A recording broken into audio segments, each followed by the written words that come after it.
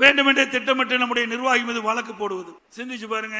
4ஆம் தேதி திரு ஸ்டாலின் அவர்கள் 2011 கொளத்தூர் சட்டமன்ற தேர்தலில் போட்டியிடுறார். அந்த தேர்தலில் முறைகேடு நடந்ததாக அப்போ போட்டியிட்ட அனைத்து இந்திய அண்ணா திராவிட முன்னேற்ற வேட்பாளர் வழக்கு தொடர்றார். அந்த வழக்கின் அடிப்படையிலே உச்சநீதிமன்றத்திலே வழக்கு தொடர்ந்து நடந்துகிட்டு இருக்குது. அதை பற்றி ஒரு பத்திரிகையாவது ஒரு ஊடகமாவது வெளியிட்டாங்களா?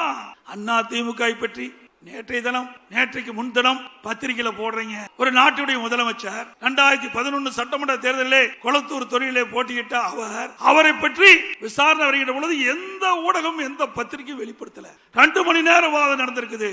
நாளை தினம் 11ஆம் தேதி வர இருக்குதாக கேள்விப்பட்டேன். ஆக ஊடகங்களும் பத்திரிகைகளும் தர்மத்தை நீங்கள் நாட வேண்டும். பத்திரிகை என்பது ஒரு நடுநிலையா இருக்க வேண்டும் என்று திட்டமிட்டு அண்ணா திமுகவை அவதூறு செய்தியை வெளியிடுவதை நிறுத்தி விடுங்கள். ஏன் மிரட்டுறாங்களா? பயமா இருக்க மாட்டேங்குது பத்திரிகை ஊடகத்துக்கு. ஏன்னா திரு சவுக்கு சங்கர் வீட்டுல மலத்தையும் அங்க இருக்கிற சாக்கடை தண்ணி ஊத்திட்டாங்களே, அது போல இந்த ஊடக நிறுவனத்தினுடைய பொறுப்பாளர்கள் மீதும் பத்திரிகை நடத்துகின்ற உரிமையாளர்கள் வீட்லயும் ஏதாவது மலத்தையும் ஏதாவது சாக்கடை தண்ணி ஊத்திடுவான்னு பயமோ என்னமோ. 4ஆம் தேதி உச்ச நீதிமன்றத்தில் வழக்கு நடக்குது. அந்த வழக்கை பற்றி எந்த ஊடகமாவது எந்த பத்திரிகையாவது செய்தி வெளியிட்டீங்களா? எங்கள் மீது எவ்வளவு வழக்கு போட்டீங்க? உங்கள் மீது வழக்கு வந்து விட்டதுல